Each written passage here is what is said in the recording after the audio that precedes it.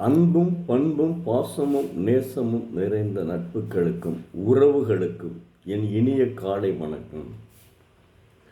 இன்றும் முன்னாள் ஜனாதிபதி டாக்டர் அப்துல் கலாம் மற்றும் இஸ்ரோ விஞ்ஞானி அவர்களை பற்றி இன்று பார்ப்போம்.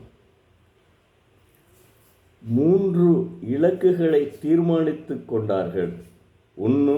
ராக்கெட்டுகளுக்காக அவர் உருவாக்கிய சாதனங்கள் தகுதியானவை தானா என்பதை சவுண்டிங் ராக்கெட்டுகள் மூலம் 1975க்குள் சோதித்து அறிவது.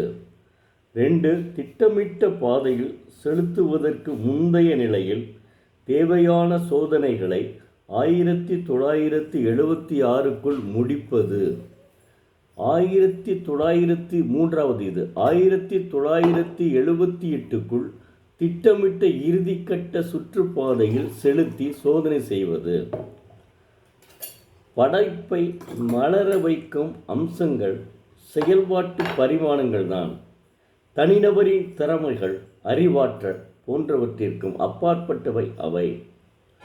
உந்து சக்திகளும் தனித்தன்மைகளும் உணர்ந்து அல்லது அடி ஆழத்தில் பொதிந்திருக்கும் வேலையின் வெற்றியோடு பரஸ்பரம் மிகவும் நெருக்கமாக பிணைக்கப்பட்டிருக்கும் செயல்பாட்டு பரிமாணங்களை நம்மால் அடையாளம் காண முடிந்தால் அதையெல்லாம் ஒன்றிணைத்து சொல்லிலும் செயலிலும் அபாரமாக சாதிக்கக்கூடிய ஒரு செயல் திட்டத்தை வகுத்து கொள்ள முடியும் என்று அப்துல் கலாம் அவர்கள் கூறியுள்ளார்கள்.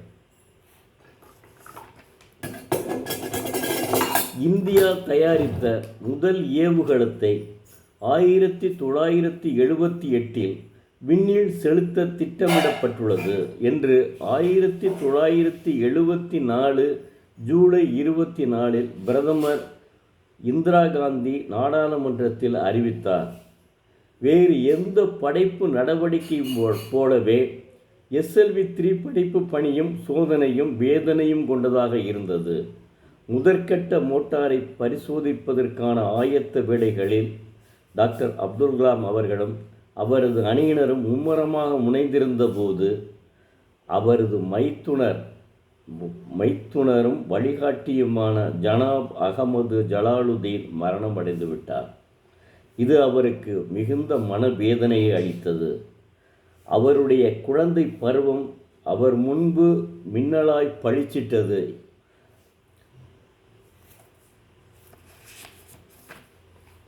ஜலாலுதீன் உடலை அடக்கம் செய்தார்கள். அவருடைய டாக்டர் அப்துல் கலாம் அவர்களுடைய கைகளை நீண்ட நேரமாக அவருடைய அப்பா பிடித்து கொண்டிருந்தார். அவர் கண்ணீர் சிந்தவில்லை. அவர் அப்பா கண்ணீரே சிந்தவில்லை. அவங்க அப்பா சொல்லுகிறார் தன்னுடைய மகனுக்கு, அப்துல் கலாம் அவர்களுக்கு, கடவுள் எப்படி நிழல்களை பெரிதாக்குகிறார் என்பதை நீ பார்க்கவில்லையா? எல்லாம் கடவுளினுடைய விருப்பப்படி நடக்கின்றன. மரணம் என்னை எப்போதுமே அச்சுறுத்தியதில்லை. எல்லாருமே ஒரு நாள் போய் சேர வேண்டியவர்கள் தானே. ஜலாலுதீன் கொஞ்சம் சீக்கிரமாக போய்விட்டார். அதனால் நீ வருத்தப்பட வேண்டாம் என்று உன்னுடைய வேலைகளை நன்றாக கவனி என்று அறிவுறுத்தினார்.